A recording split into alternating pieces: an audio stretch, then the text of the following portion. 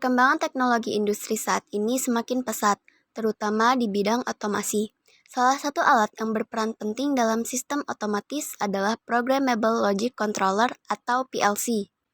PLC digunakan untuk mengendalikan mesin, peralatan, dan proses industri secara otomatis. Dengan adanya PLC, sistem kendali menjadi lebih efisien, mudah diatur, serta dapat diubah programnya sesuai kebutuhan tanpa harus mengganti rangkaian listrik secara manual. Programmable Logic Controller adalah suatu perangkat elektronik digital yang dirancang untuk mengendalikan proses atau mesin secara otomatis berdasarkan logika yang telah diprogram. PLC pertama kali dikembangkan pada tahun 1960-an untuk menggantikan sistem kontrol berbasis relay. Fungsi utama PLC adalah untuk, yang pertama, mengontrol proses industri secara otomatis, yang kedua, mengganti sistem kontrol konvensional berbasis relay, yang ketiga, mempermudah perubahan logika kerja hanya dengan mengganti program, yang terakhir, melakukan monitoring dan pelaporan kondisi sistem. PLC bekerja dengan urutan sebagai berikut. Yang pertama, membaca input dari sensor, tombol, atau saklar. Yang kedua, memproses data sesuai dengan logika program yang dibuat. Yang ketiga, mengeluarkan output untuk mengendalikan aktuator seperti lampu, motor, atau relay. Komponen utama pada PLC adalah yang pertama, power supply yang berfungsi sebagai penyedia daya bagi sistem PLC.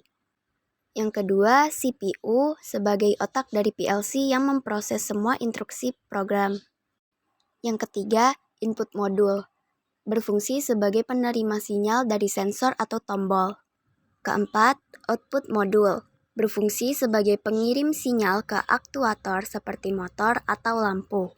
Yang terakhir, programming device yang berfungsi sebagai alat untuk membuat dan mengunduh program ke PLC.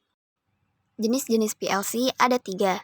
Yang pertama, micro PLC yang digunakan untuk kontrol sederhana, contohnya Omron CP1E. Yang kedua, modular PLC. Dapat ditambah modul sesuai kebutuhan, contohnya Siemens 57-1200.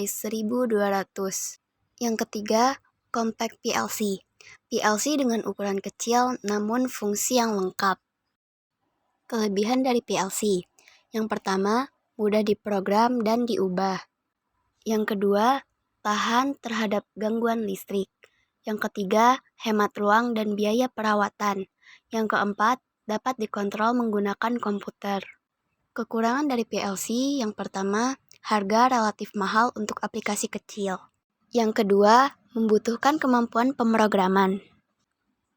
Kesimpulannya, PLC adalah alat kendali otomatis yang sangat penting dalam dunia industri modern. Dengan menggunakan PLC, proses produksi menjadi lebih efisien, aman, dan mudah dikontrol. PLC juga memudahkan teknisi untuk melakukan perubahan program sesuai kebutuhan tanpa harus mengganti rangkaian listrik.